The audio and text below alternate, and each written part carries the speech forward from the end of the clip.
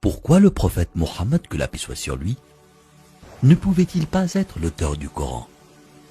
Le Coran est un livre de plus de 600 pages. Il couvre un large éventail de sujets. Il s'est révélé graduellement sur une période de 23 ans. Donc si un homme écrit le Coran, nous aurions déjà un certain nombre de problèmes. Si vous allez écrire un livre comme le Coran et prétendre qu'il vient de Dieu, vous ne devriez pas commettre d'erreur. Le livre ne doit pas se contredire et vous devriez le garder, ainsi que son message, cohérent, progressivement sur une période de 23 ans. La grammaire doit être la même et le style doit rester le même. Si le Coran ne vient pas de Dieu, il devrait l'écrire lui-même. Cela signifie qu'au milieu du désert d'Arabie, sans livre et étant lui-même analphabète, il devrait savoir la loi, les droits civils, les droits pénaux, les droits familiaux, les droits du travail, les droits militaires, les droits des préjudices personnels, les droits fonciers, les droits fiscaux. L'histoire, sans livre et avec peu, voire aucune présence chrétienne à la Mecque. Il faudrait qu'il sache les histoires et les événements de la vie des prophètes avant lui, l'histoire des nations passées, les pratiques religieuses des autres religions.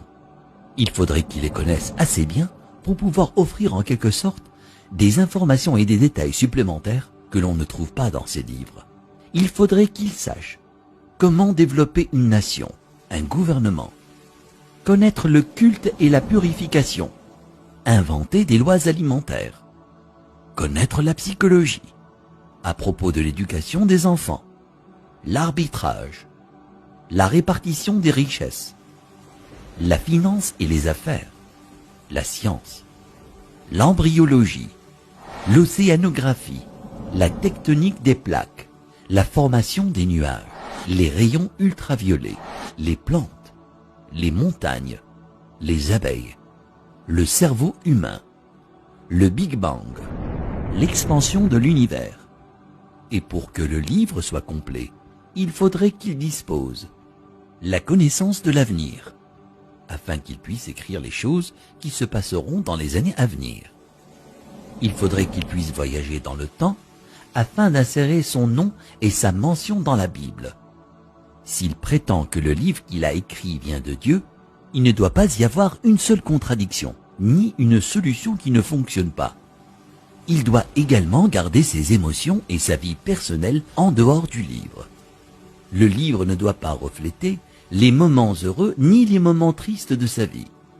Le texte ne doit pas devenir joyeux ou optimiste, ni triste et funèbre, comme si un humain l'avait écrit. Mais quand vous lisez le Coran en entier, vous ne pouvez pas sentir quand sa femme est morte, quand ses filles se sont mariées, quand ses petits-enfants sont nés, quand il a été victorieux et quand il a été vaincu.